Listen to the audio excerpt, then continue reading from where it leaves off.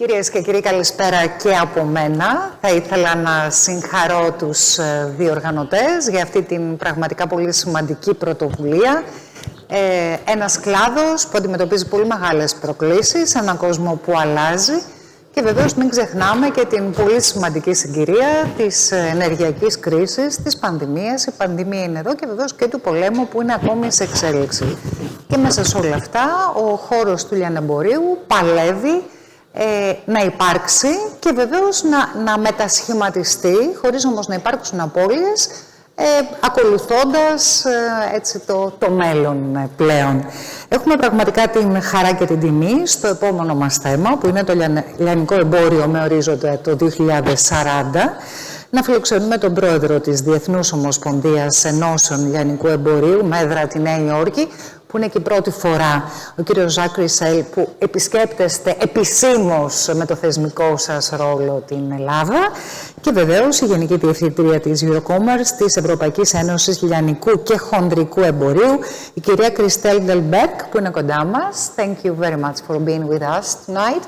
I will give you the floor for 10 minutes. Θα τα λέμε κατευθείαν, θα μιλάω ελληνικά. Έχετε τη μετάφραση. Θα ξεκινήσουμε με μια εισαγωγική τοποθέτηση της τάξης των 10 λεπτών από τον καθένα, προκειμένου να θέσετε το πλαίσιο και μετά θα έχουμε χρόνο για να ανοίξουμε την κουβέντα και να δούμε μαζί όλες αυτές τις προκλήσεις.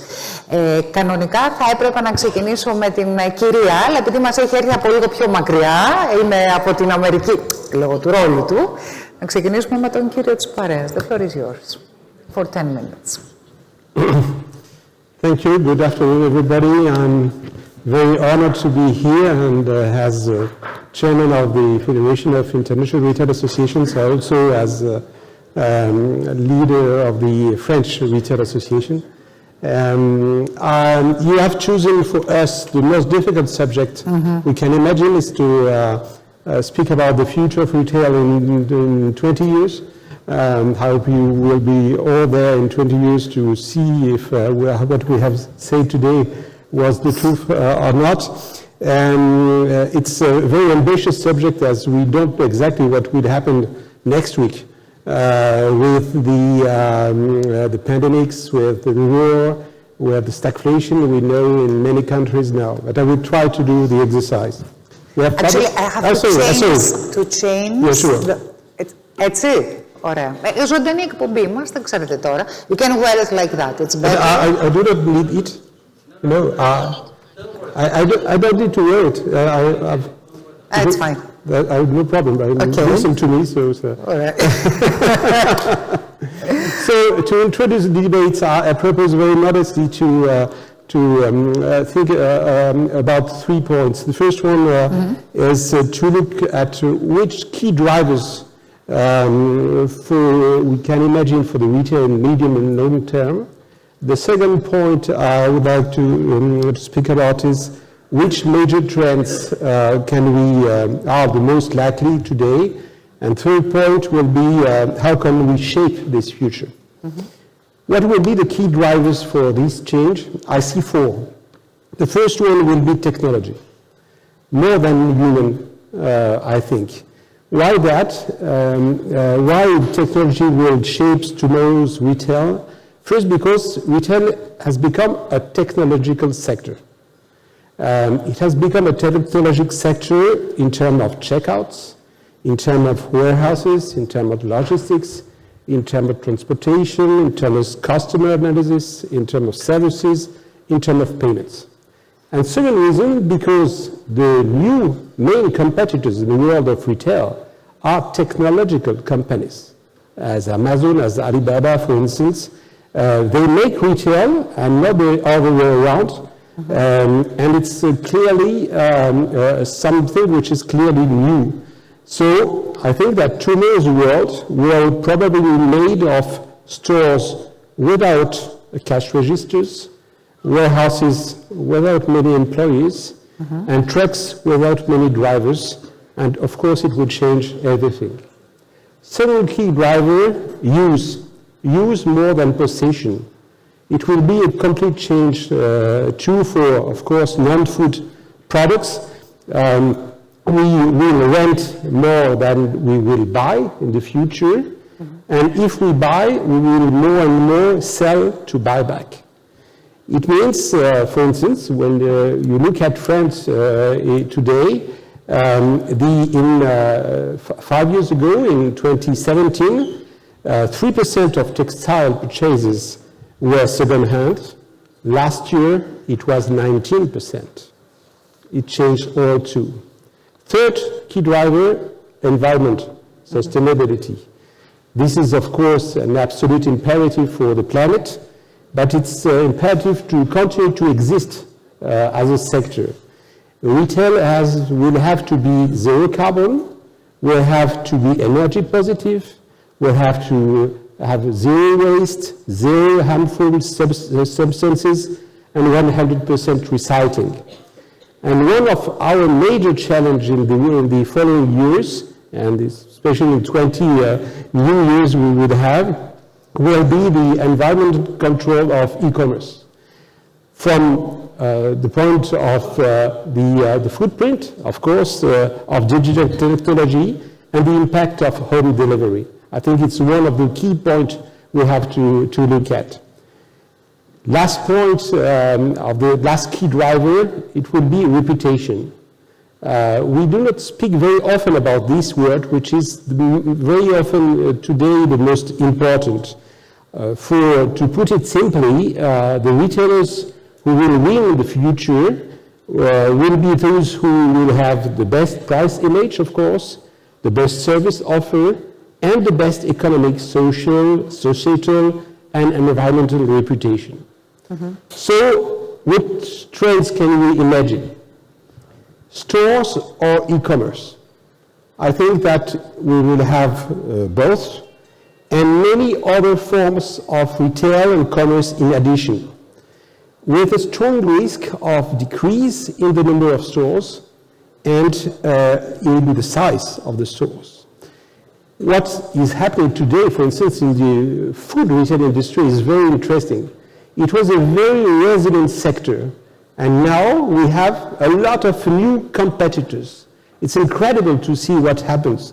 We have traditional stores, we have click and collect, we have cash and carry, we have home delivery from stores, we have delivery of ready-made and ready-to-made meals.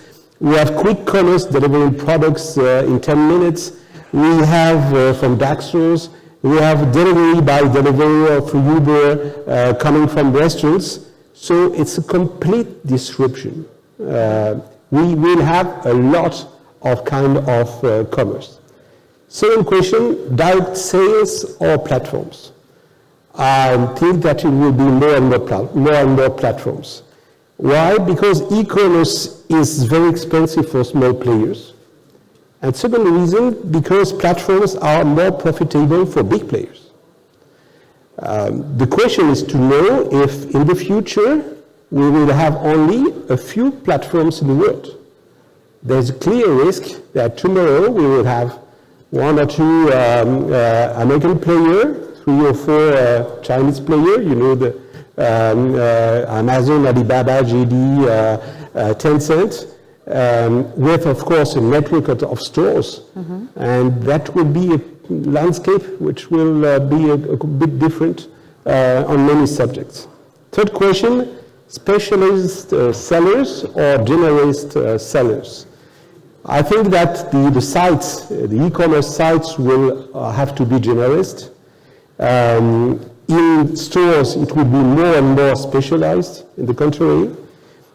But there too, the tendency is clear with the gradual disappearance of non-food products, for instance, in hypermarkets, except in the case of corners in stores. Fourth question, the margin will come from where? It will come from products, from services, or from data. I think that the answer is, of course, different for the countries, for instance, for luxury products or not. But two trends are clearly emerging. First, the growing role of service. When you look at the different kind of retailers, you see subscription-based repair for household appliances, furniture assembly at IKEA, for instance, bicycle repair at Decathlon, do-I-yourself advice at Leroy Merlin, and you can add a lot of examples like that. And the second main subject, the second main trend, is the gradual exploitation of data, a real source of little exploited value in retail. Fifth and last trend and question we have to look, people or machines? I think that machines, as soon as it is considered as a plus by the consumer, when you have no queue, when you are able to have a quick delivery, it's a plus. So it's good for machines. Machines, too, when in the retailers' company, it reduces costs, especially for logistics and warehouses. But people form a new service to be created, which needs very often people. So I would end to say what will be the decisions today which can guide the future. The first one will be the level of investment we will be able to have and to put on this sector. So I know that Christel will speak about that, but you must know that, for instance, in France, we have worked with our government during 3 weeks in workshops, and the conclusion was we have to double the level of investments. And now the retail level of investments is around 2% of the turnover of our companies. When you compare to Amazon, last year it was 11.6, and it tripled in 3 years. We have to have that in mind. Second subject, it will be the role of state. It's clear that retail is very often the forgotten part of public policies in many countries. We see that in all the countries. I hope it's not the case in Greece, but it's clearly that, for instance, in France and in many European countries, and especially at the European level, it's exactly the same. So we have to change this priority. And the last actor will be very important, of course, will be the customers. Everything will depend on them. The crisis of the COVID has improved the image of our sector, but now it's up to us to make them dream about this retail 2040. Thank you. Thank you. Thank you for... Ήταν πραγματικά πολύ κατατοπιστική και πολύ περιγραφική η πρώτη τοποθέτηση και βεβαίως έθεσε ακριβώς τα θέματα που είναι και προς συζήτηση και οι μεγάλες προκλήσεις. So, the floor is yours for 10 minutes and later we'll open up the discussion. Thank you, and good afternoon, everyone. I'm very honored to be here. And Jacques has presented the key elements of the transformation. But at EuroCommerce, what we and Jacques has also highlighted what should be the expectations from the policymakers. But at EuroCommerce, we've looked at the situation, and basically the question is, what should we do to help the sector get there? So when you have identified the key trends, how should we equip how the companies should be equipped to get there? What are the ambitions, and how do we finance this? And what are the needs in terms of public policy? So we've just partnered with McKinsey in a joint study exercise to identify what are the key investment needs for the digital transformation, for the sustainability transformation, and what are the talents and how do we deal with the workforce in our sector, which are three key pillars that Jacques has presented. Overall, the study is still ongoing, but in terms of the preliminary findings and what we see in terms of the overall direction, it basically confirms what Jacques is saying. The sector, in order to transform and perform in 2030, that's the time horizon we looked at, not 2040, but 2030, overall, the figures say, well, to get there, the retail and wholesale sector needs to invest about 1.5% of its sales and turnover revenues to transform and become more digital, so and more sustainable. So if we look a little bit deeper into the digitalization, what does that mean? Before COVID, there was one striking figure. Before COVID, about 70% of the retailers did not operate online, and overnight they were prevented from having access to their customers. So that figure is really striking. Today, e-commerce penetration is about, on average, it's 15%. It depends on the product categories. In foods, it's 4%. In other categories like consumer electronics, that's 50%. Apparel is 25%. The ambition we set for the sector in 2030 is to reach 30% of e-commerce sales. So the question will be, how do we accompany the sector to get there? What kind of investments are needed? Kinds of investments needed will be in relation to how am I present on the various digital channels? What are my needs in terms of automation? What are my needs in terms of advanced analytics? And what do I need to upgrade my IT system? So the IT upgrade. As part of it, there will also need to be a reflection a reflection stream on how do we use the store. So what is the role of the stores? Many stores already are too big. They're losing value. So how do we move the store to a digital environment and also build on the digital experience in the store? Obviously, and in Greece it's particularly important, it's the key question of SMEs. And how do we help SMEs become more and better equipped in the digital environment, be that on their own, by helping them invest in those systems, or also to help them navigate other services like the platforms, the marketplaces, the social media. So this will be the ambition in terms of digitalization. In terms of sustainability, our sector is on its own. It's about 5% to 10% of greenhouse gas emission. But together with the supply chains, we go up to 40%. So our sector is in a unique position to leverage the economy and other sectors, other ecosystems to become more sustainable and do something about greenhouse gas emission reductions. But the sustainability transformation is not just about decarbonization. It's also circularity, it's resource efficiency, biodiversity, and the impact on communities at home and across the world. Today, most of the big companies have already set targets on decarbonization. And with the McKinsey partners, we have identified that by 2030, large companies will more or less have reduced their own emissions by 70 to 90%. But that's their own emissions, so that's scope 1 and 2 in the sustainability jargon.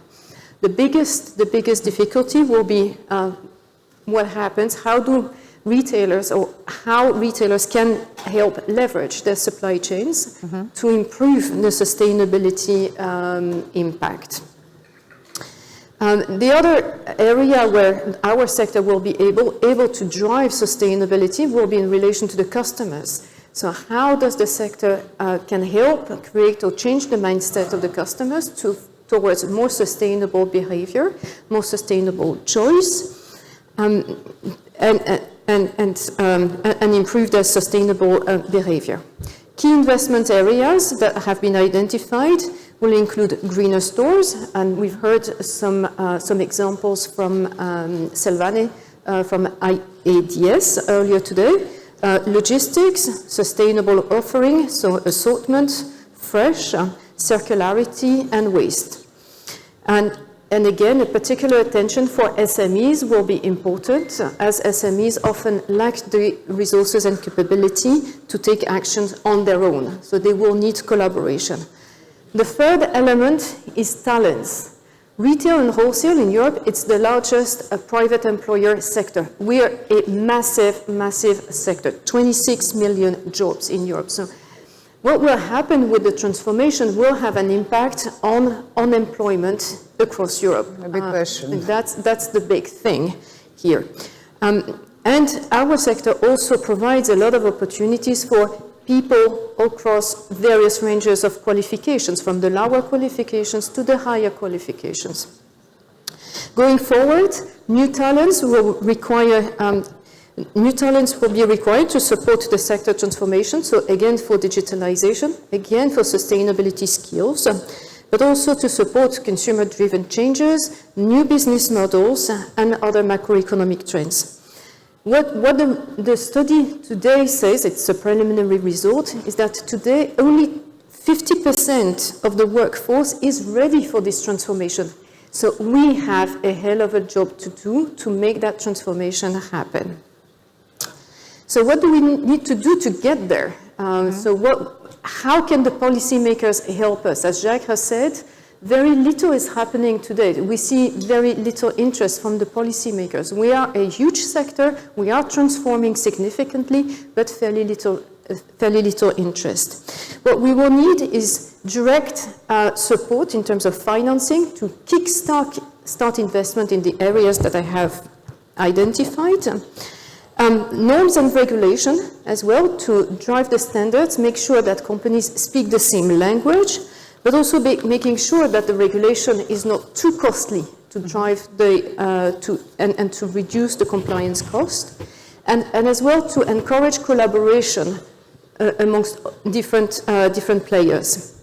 We will need indirect support, that is investment in infrastructure, like waste collection, research and development, training and education schemes. We will need to have a mindset shift in the sector to provide consumer education. We will also need to encourage a dialogue with the other ecosystems. You can only drive a change if you go together. If you go together with your suppliers, your service suppliers, and your customers. And finally, we will ask the policymakers to be mindful of the cost of regulation, so that the companies do not spend too much time investing in compliance, but rather have the freedom, the margin of maneuver to invest in that transformation. Great. Ευχαριστούμε πάρα πολύ για την ανάλυση και για την παρουσίαση και θέσατε πολύ σημαντικά θέματα. Και θα ήθελα να ξεκινήσω με μια κοινή ερώτηση. It's a question for both of you. Μια κοινή ερώτηση και για τους δύο. Αναφέρθηκε η Christel στο γεγονός ότι ένα πολύ μικρό ποσοστό των εργαζομένων σε αυτό το τομέα είναι προετοιμασμένο για αυτή την αλλαγή και είναι εκπαιδευμένο για αυτή την αλλαγή. Και αυτό που είπατε το πολύ είναι ότι οι κυβερνώντες ουσιαστικά δεν το καταλαβαίνουν, δεν βοηθούν, δεν ιδρώνουν ταυτί τους. Πώς ακριβώς πιστεύετε λοιπόν ότι μπορούν να βοηθήσουν οι εκάστοτε κυβερνήσεις και μέσω και της δικής σας πίεσης όλος αυτός ο κλάδος να έχει το χρόνο να κάνει αυτή τη μετάβαση? Γιατί μιλάμε, ας πούμε, επιτραπεί, εδώ στην Ελλάδα υπάρχουν πάρα πολλοί άνθρωποι που έχουν ένα μικρό μαγαζί, που εντάξει, μπορεί να καταλαβαίνουν λίγο ίντερνετ, λίγο τα κουμπάκια τσουκουτσούκου, αλλά από εκεί πέρα θα είναι μια ολόκληρη γενιά που θα αναγκαστεί να φύγει. Λοιπόν, τι κάνουμε γι' αυτό και ποιοι είναι οι τρόποι πίεσης, ακούει και ο Πρόεδρος. Lots of questions in your question. First one about the skills. Skills is clearly a priority for our sector in all the countries, I think. And it's clearly one point on which we can work together with trade unions and government. For instance, in France, we have built an initiative between these three parties to build sites for internet sites to explain to all the people, all our employees, which will be the evolution of the jobs, which new skills they do need, how to analyze their skill, how to move, how to go out of the sector sometimes, because we know that, for instance, we will need less cashier in the future, And the people in charge of the cashier in our stores have some big ability to go in other sectors because they have they used to work with people, with clients, and so on. And we will have to build new skill, new skilling for new jobs. Upskilling and reskilling. Upskilling, reskilling, and so on. So it's clearly a subject we can do at the national level and the European level because there is money for that globally. Our main subject is clearly the fact that, as Christel said, in many countries, the retail is not a priority. Now everybody is speaking about industry. Sometimes I'm saying in France that the French government is dealing with industry. Now the industry is dead, and we hope that in the following years we won't be dead, and it's time to act now to prevent us to be dead in the future.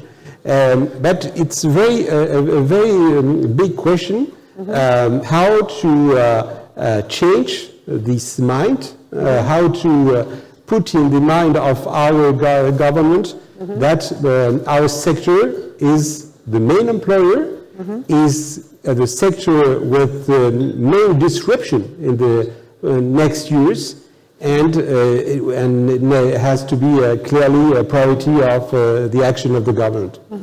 So what we're doing on the European level, now we have made a commitment to develop what is called a Pact for Skills.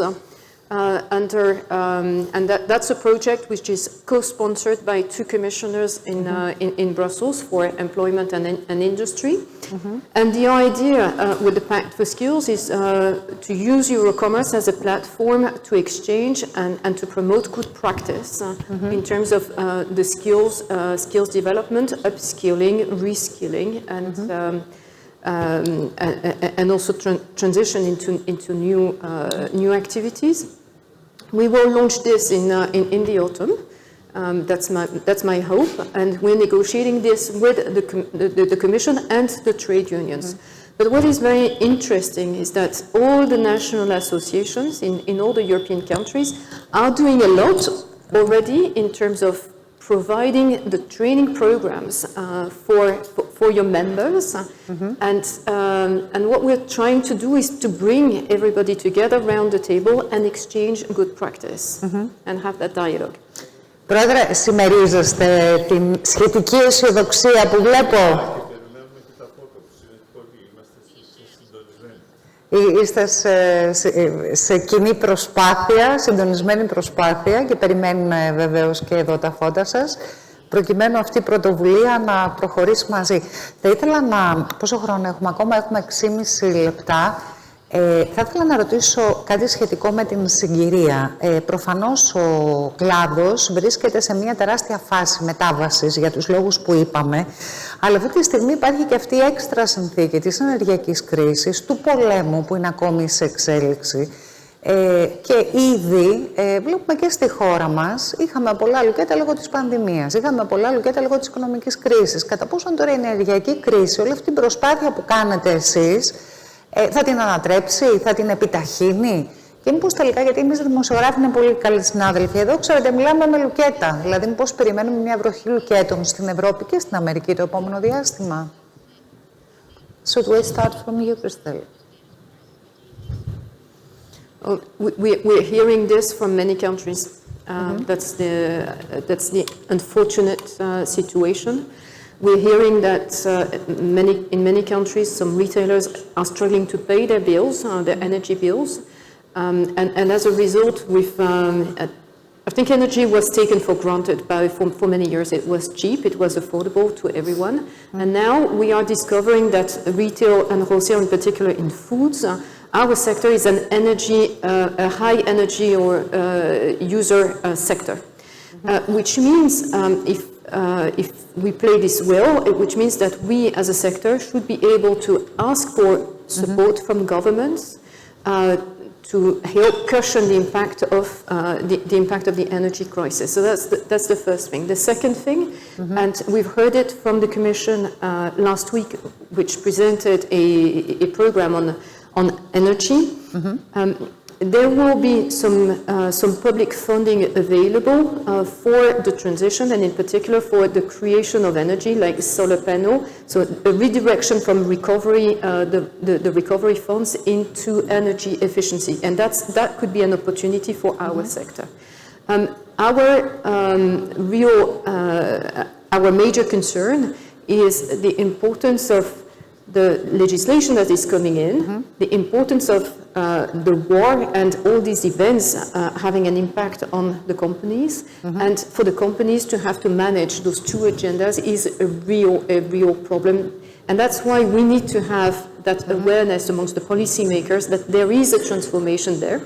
And if we're not helping the companies in our sector facing the situation of today, they will not be able to transform for the future.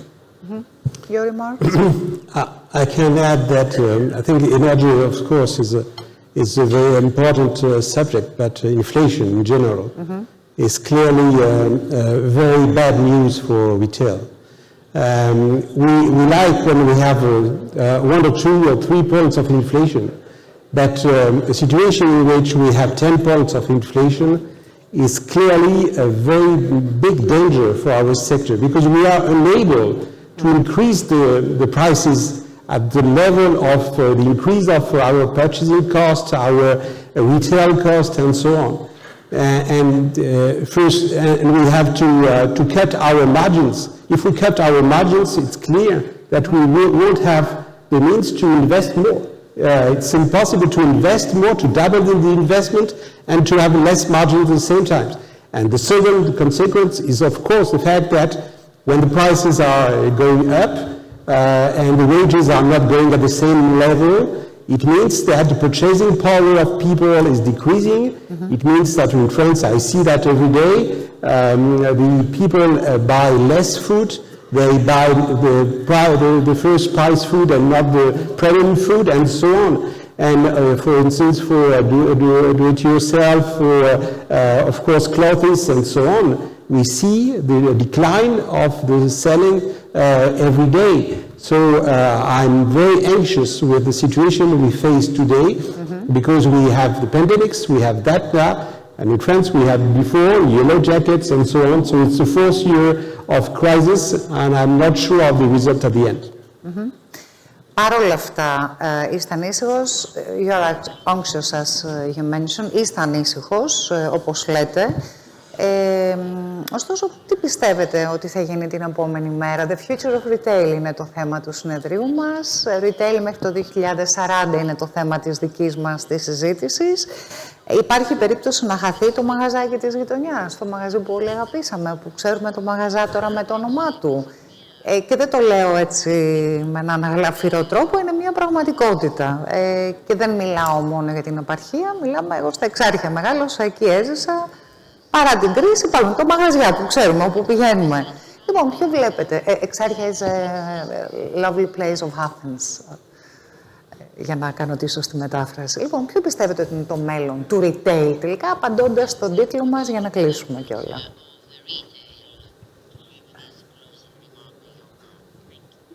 You want to begin? Exarchia is like Montmartre. Retail, the richness of the sector lies in the diversity of the sector. And SMEs, the smaller stores, are the vast majority they make the bulk of the sector. And that's what also makes a lot of cities attractive. They're part of that ecosystem. So basically, to get there, and that's the request on the policymakers, is to help the transformation, and it is to make sure that the retailers are able to transform and to understand the new world and invest in that new world. And they need that specific sector specific support to get there. Last mark. We need to do all to keep this diversity We need that because it's our social life. We can't imagine a city without stores and only some stores where you visit and you buy out of the store and so on. So we need to react, but we must have in mind the fact that there is a clear risk today. There is a clear risk because it's not a subject to have big stores or e-commerce or so on. Our subject, if you have only a decrease of 15% of the turnover of a small store, it's clearly the death for this store. It's not they will have to disappear, unfortunately, and it would be the same for the big stores, it would be the same for the malls, it would be the same for a large part of our retail sector. So we must be optimistic, but to be really optimistic, we must act. And that's what we ask to our governments. You can wear your things in order to... Για να σας ευχαριστήσω πάρα πολύ για την παρουσία σας σήμερα εδώ. Ήταν μεγάλη μας χαρά και τιμή και είναι πολύ σημαντικό να δώσετε τα φώτα σας και να συνεργαστείτε με όλες τις χώρες και με όλους τους τοπικούς παράγοντες, προκειμένου αυτή η προσπάθεια να είναι μια κοινή προσπάθεια, this will for acting. Να σας ευχηθώ καλή συνέχεια εδώ στη χώρα μας. Σε λίγο θα έχετε τη δυνατότητα να παρακολουθήσετε και τον πρόεδρο της αξιωματικής αντιπολίτευσης, τον πρώην πρωθυπουργό, τον κύριο Τσίπρα, γιατί είπατε ότι είναι σημαντικό να ακούσουν οι κυβερνώντες και γενικώς οι πολιτικοί αυτή την προσπάθεια που γίνεται και να μας πείσουν και οι πολιτικοί για το αν πραγματικά θέλουν το retail, αν πραγματικά θέλουν τον έμπορο, τον λιανέμπορο ή αν δεν είναι προτεραιότητα για αυτούς. Σας ευχαριστώ πάρα πολύ.